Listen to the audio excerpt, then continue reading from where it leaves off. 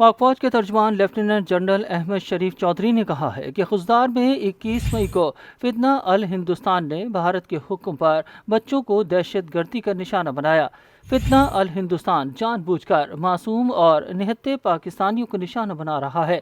وفاقی سیکرٹری داخلہ محمد خرم آغا کے ساتھ پریس کانفرنس کرتے ہوئے پاک فوج کے شعبہ تعلقات عامہ ISPR director general lieutenant general Ahmed Sharif Chaudhry کا کہنا تھا کہ خزدار میں بچوں کی شہادت میں فتنہ الہندوستان ملوث ہے۔ بھارت خطے میں امن کو سبوتاژ کر رہا ہے اور گزشتہ 20 سال سے ریاستی دہشت گردی کی پالیسی جاری رکھے ہوئے ہے۔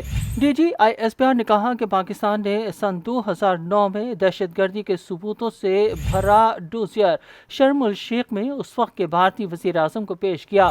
سن 2015 میں پاکستان نے بھارتی دہشت گردی کے ثبوتوں پر مبنی ڈوسیئر اقوام متحدہ کے حوالے کیا۔ انہوں نے کہا کہ سن 2016 میں دنیا نے بلوچستان میں بھارتی ریاستی دہشت گردی کا بے وقوفانہ چہرہ کلبھوشن یادیو کی شکل میں دیکھا، جو کہ بھارتی بحریہ کا حاضر سروس افسر تھا، جس نے بھارتی حکومت کے احکام پر انجام دیے گئے اپنے تمام گھناؤنے جرائم اور دہشت گردوں کی فنڈنگ کا اعتراف کیا۔ سن 2019 میں بھی بھارتی دہشت گردی کے ثبوتوں سے بھرا ڈوسیئر اقوام متحدہ کو دیا گیا۔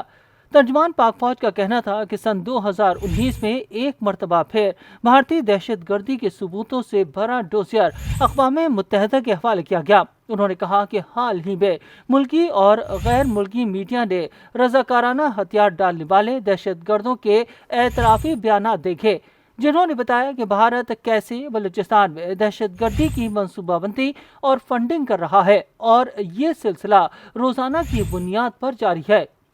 DG ISPR نے سانحہ خزدار میں شہید اور زخمی ہونے والے بچوں کی تصاویر دکھاتے ہوئے کہا کہ یہ بھارت کا اصل شیطانی اور سفاکانہ چہرہ ہے۔ اسے یاد رکھنے کی ضرورت ہے۔ یہ ہے جو 21 مئی کو بھارت کے حکم پر فتنہ الہندوستان کے دہشت گردوں نے کیا۔ کیا اس میں کوئی انسانیت، کوئی اخلاقیات، کوئی بلوچیت یا کوئی پاکستانیت ہے؟ انہوں نے گزشتہ ایک سال کے دوران بلوچستان میں فتنہ الہندوستان کی جانب سے دہشت گردی کا نشانہ بننے والے معصوم شہریوں کی تفصیلات پیش کرتے ہوئے بتایا کہ 12 اپریل سن 2024 کو نوشکی پنج پائی میں 12 مزدوروں کو قتل کیا گیا۔ 28 اپریل سن 2024 کو کیچ کے علاقے تمپ میں 2 مزدوروں کو شہید کیا گیا۔ ترجمان پاک فوج نے بتایا کہ فتنہ الہندوستان نے 9 مئی سن 2024 کو گوادر کے علاقے سربندر میں 7 حجاموں کو سوتے ہوئے ذبح کیا۔ 26 اگست سن 2024 کو ماشغیل میں 22 بے گناہ مسافروں کو قتل کیا گیا۔ 28 ستمبر سن 2024 کو پنجکور کے علاقے خدبان میں 7 مزدور شہید کیے گئے، جبکہ 10 اکتوبر سن 2024 کو دکی میں 21 کارکنوں کو شہید اور 7 کو زخمی کیا گیا۔ انہوں نے بتایا کہ فتنہ الہندوستان نے 13 نومبر سن 2024 کو زیارت میں بس میں سفر کرنے والے 3 مسافروں کو شہید کیا۔ 10 فروری سن 2025 کو کیچ میں 2 درزیوں کو شہید کیا گیا۔ 14 فروری سن 2025 کو ہرنائی میں IED دھماکے میں 10 معصوم لوگوں کو شہید کیا گیا۔ 19 فروری کو بارکھان میں 7 مسافروں کو بس سے اتار کر شہید کیا گیا۔ 9 مارچ کو پنجکور میں 3 حجاموں کو شہید کیا گیا۔ ترجمان پاک فوج نے بتایا کہ 11 مارچ کو فتنہ الہندوستان نے جعفر ایکسپریس پر حملہ کر کے معصوم لوگوں اور چھٹی پر جانے والے سیکیورٹی فورسز کے جوانوں کو شہید کیا۔ 26 مارچ کو گوادر میں 6 غریب مزدوروں کو شہید کیا گیا، جبکہ 6 اور 7 مئی کو فتنہ الہندوستان کے اصل باپ نے خود آ کر دہشت گردی کی اور مساجد کو نشانہ بنایا اور ہمارے 22 بچوں اور عورتوں سمیت 40 شہریوں کو شہید کیا۔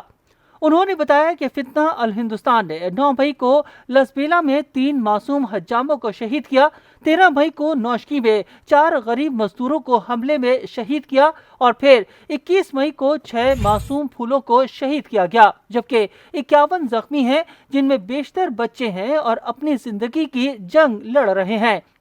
ترجمان پاک فوج نے کہا کہ بلوچستان کے بلوچ پوچھ رہے ہیں کہ اس دہشت گردی کا بلوچیت سے کیا تعلق ہے۔